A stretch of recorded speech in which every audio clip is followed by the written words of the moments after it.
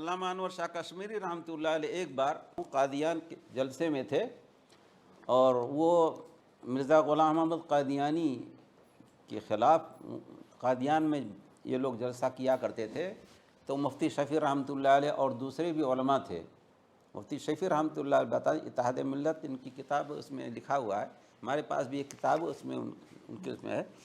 کہ ایک دن فجر کے وقت گئے تو دیکھا کہ شیخ اس طرح سے اپنا ماتھا پکڑے ہوئے بیٹھے ہیں۔ پوچھا شیخ کیا بات ہے، طبیعت تو ٹھیک ہے نا؟ کہا طبیعت تو ٹھیک ہی ہے مگر عمر ضائع کر دی۔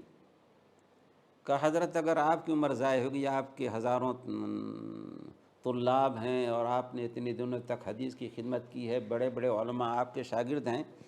اگر آپ کی عمر ضائع ہو گئی تو پھر کس کی کام میں آئے گی؟ کہا سچ بات میں کہہ رہا ہوں، میں نے اپنی عمر ضائع کر دی۔ میری زندگی کا خلاصہ کیا ہے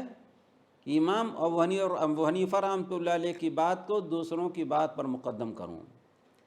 اور حالانکہ یہ چیز ایسی ہے کہ نہ قیامت کے دن نہ تو قبر میں اس کے بارے میں سوال ہوگا کہ رفیدین ٹھیک ہے کہ نہیں ٹھیک ہے، آمین آہستہ کا کہنا چاہیے کہ بآواز بلند کرنا چاہیے، میدان محشر میں اس کے بارے میں سوال نہیں ہوگا۔ میں نے ساری عمر ضائع کر دی، اور 30 سال تو کم سے کم انہوں نے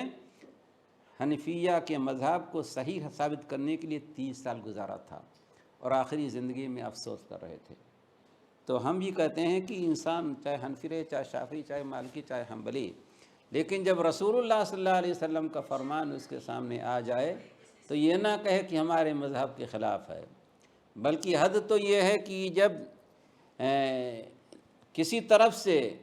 بھاگنے کا کوئی راستہ نہیں ہے، دلیلیں اور حدیثیں صحیح حدیثیں پیش کر دی جاتی ہیں، تو آخری جواب ہوتا ہے کہ ہمارے امام صاحب ہم سے زیادہ جانتے تھے، یہ جواب بس۔